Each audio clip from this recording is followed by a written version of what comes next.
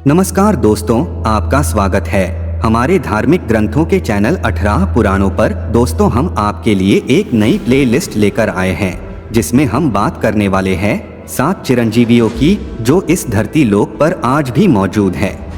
आज की प्रस्तुति में कलयुग और आने वाले कल की अवतार के बारे में जानेंगे, इसलिए हमारे साथ अंत तक बने रहिएगा। दोस्तों, इंतजार यह शब्द अपने आप में बेहद कठिन होता है ना? आप तो खुद सोचकर देखिए, अगर आपको किसी का इंतजार है तो आपके लिए एक एक पल बिताना कितना मुश्किल हो जाता है। लेकिन हमने पिछले कई प्रस्तुति में जिन डेथ लेस इमोर्टल्स, महान योद्धाओं और भारत के एंशिएंट ग्रेट कैरेक्टर्स की बात की, जिन 7 चिरंजीवियों की बात की, जरा सोच कर देखिए कि वो सदियों से बल्कि पिछले कई युगों से किसकी प्रतीक्षा में, और उनके लिए क्या ये समय बिताना उतना ही कठिन होता होगा, या फिर उन्होंने स्वयं को कुछ इस रूप में ढाल लिया है या बदल लिया है कि उन्हें समय बीतने का आभास ही नहीं होता और वह प्रतीक्षा के समय की परिभाषा से भी पार जा चुके हैं। पौराणिक धर्म ग्रंथों और हिंदू धर्म की मान्यताओं के अनुसार समय को 4 अलग अलग काल में बांटा गया है, जिसमें सतयुग के बाद त्रेतायुग और उसके बाद द्वापर युग आता है, और द्वापर युग के बाद कलयुग आता है, फिर कलयुग के बाद वापस सतयुग आता है। समय का ये चक्र यानी कि टाइम साइकिल लगातार चलती रहती है। विष्णु पुराण, ब्रह्म पुराण और ऐसे ही कई खास पुराणों और धार्मिक ग्रंथों में कलयुग के इस समय को 4,32,000 वर्ष का बताया गया है, जिसमें यह कहा जाता है कि हम सिर्फ 5,000 वर्ष जी चुके हैं, जबकि कलयुग का बहुत लंबा समय अभिशेष है।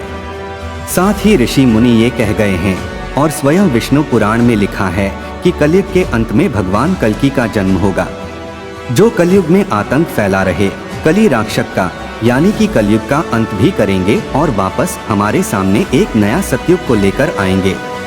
दोस्तों, जरा सोच कर देखिए, ये 7 चिरंजीवी सतयुग, त्रेतायुग और द्वापर युग से कलयुग के अंत के इंतजार में रुके हुए, बल्कि हम कह सकते हैं कि ये एक कभी न खत्म होने वाले लंबे इंतजार में रुके हुए हैं, जिसे हम युगों युगों का इंतजार भी कह सकते हैं। राजा बलि, मार्कंडेय और जामुवंत जैसे महान ज्ञानी सतयुग से भगवान कल्कि का इंतजार कर रहे हैं, तो परशुराम, विभीषण, हनुमान त्रेतायुग से श्री विष्णु के आखिरी अवतार कल्कि की प्रतीक्षा में रुके हुए हैं। वहीं अश्वत्थामा, कृपाचार्य, वेदव्यास त्रेतायुग से कलयुग के अंत की प्रतीक्षा में हैं और कल्कि के इंतजार में रुके हुए हैं। यह सब ही ऐसे महान योद्धा है जिन्हें युद्ध में तो कोई हरा न सका। ये ऐसे महाज्ञानी हैं जिन्हें कोई भी बीमारी कमजोर ना बना सकी, जिन्हें कोई सामने से तो क्या पीछे से वार करके भी मार नहीं सकता था, जिन पर बड़े से बड़े अस्त्र शस्त्रों का प्रहार भी काम नहीं करता था। वहीं दूसरी ओर कोरोना के काल में कई अनगिनत लोगों ने अपनी जान गंवाई है। अब हम इन्हें 7 या फिर अगर हम 8 चिरंजीवियों को माने तो इनके बारे में कहा जा सकता है कि यह तभी इस दुनिया से जा सकते हैं जब यह सभी इच्छा मृत्यु को चुने, यानी अपनी इच्छा से अपनी मौत को स्वीकार करे। लेकिन इनके ऐसा ना करने के पीछे एक बहुत बड़ा कारण है।